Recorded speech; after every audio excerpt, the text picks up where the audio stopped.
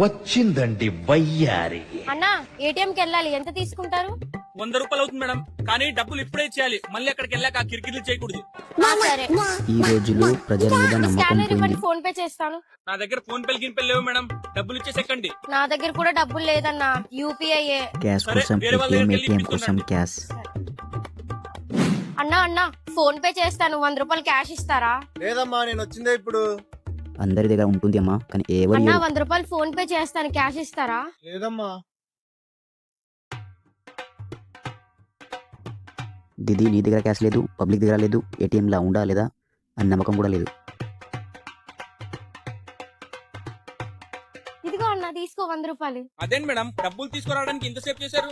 ఏం చేయమంటారు, ఎవరిని అడిగినా లేదనే అంటున్నారు, అందుకే ఏటీఎం కి వెళ్ళి తీసుకొచ్చా. అవునా, మరి మీరు ఎక్కడికి వెళ్ళాలి? ఏటీఎం కి. ఇది కామెడీ కాదు, ఇది జీవితం. అవును చీరల కదా, వైపు నేను చూడండి, చాలా వెళ్ళాల్సింది ఇంట్రెస్ట్. ఏటీఎం కే కదా. అట్లీస్ట్ వెళ్ళినందుకు డబ్బులు డ్రా చేసుకున్నారా లేదా? లేదు. షాప్ లో పడిపోయింది, కానీ ఇది కన్ఫ్యూజ్.